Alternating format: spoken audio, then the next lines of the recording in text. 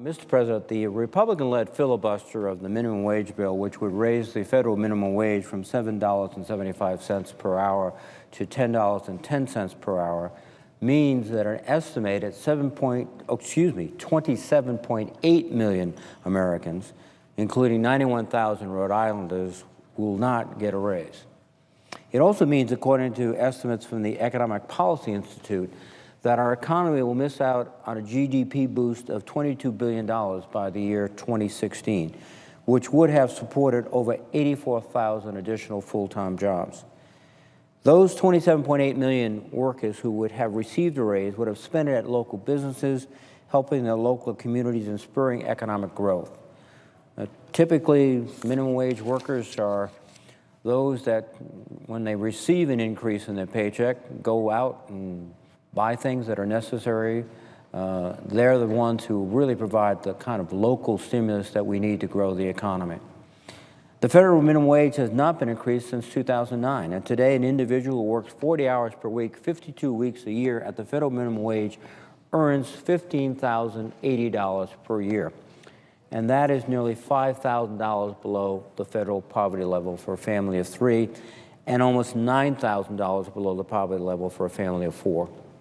This means we have hardworking Americans putting in full-time work every week for the entire year, yet still living in poverty. This is not fair to these families that are just looking for a fair shot.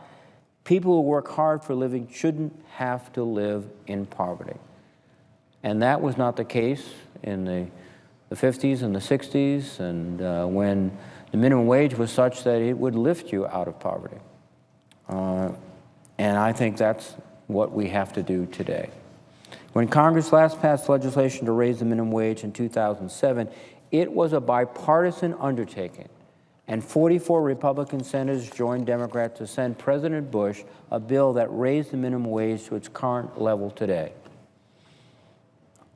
That bipartisan effort should be emulated today in this Senate. In fact, one could argue that the needs are more pressing, that American workers have fallen further behind, that the same logic that compelled President Bush to sign this bill and a bipartisan Congress to send it to him, that logic is even more compelling today. Our constituents sent us here to work together to grow the economy and create jobs. It's disappointing when this bill to provide millions of hardworking Americans a raise they deserve through their own efforts, has been filibustered. I hope that my colleagues on the other side will find a way to work with us on this issue and come together to strengthen our economic recovery. I was particularly gratified with working with our colleagues on unemployment insurance that we did get bipartisan support to pass a sensible and fiscally responsible legislation. Unfortunately, now it is in the House and is not moving there. I hope it does. But we have to do more of that. Focus on what will actually help Americans individually and collectively move and grow our economy. We've worked together on unemployment insurance and other issues, on immigration reform. We can work together on this issue, and we must. Again, I am just at this point very disappointed that that same bipartisan effort has not been translated into action by the House of Representatives when it comes to unemployment insurance. Speaker Boehner could call up our bill, which is fully paid for, which will affect, at this point, about 2.6 million Americans and their families, so it's many more Americans will share, and under the rules of the House could quickly have a vote, probably within 24 hours. And I'm convinced, and so is my colleague Senator Heller of Nevada, who is my chief co-sponsor, is that bill would pass in the House today on a bipartisan basis. We've had Republican representatives who've written to the Speaker and said, bring it up for a vote. That would help. It would help not only these 2.6 million Americans, and that grows each day, but it would also help our economy.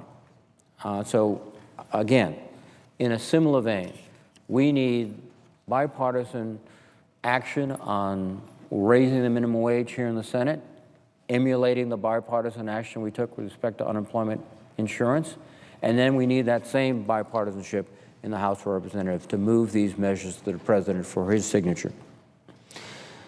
Raising the minimum wage and restoring jobless benefits, they are the right things to do for the American people and for the American economy. And I hope these policies, which traditionally have enjoyed strong bipartisan support, will eventually prevail in both the Senate and the House and be signed into law by the President of the United States. Once again, I think it's important to emphasize that the last time we raised the minimum wage, it was a bipartisan effort signed by a Republican president. So this is not an issue of, or should not be an issue of political ideology or political posturing. This should be an issue of what helps the American worker make his or her way through a very difficult economy. And viewed in that logic, it's clear to me that we should pass this legislation before us, not filibuster it, and that the House should pass quickly the unemployment insurance compensation bill.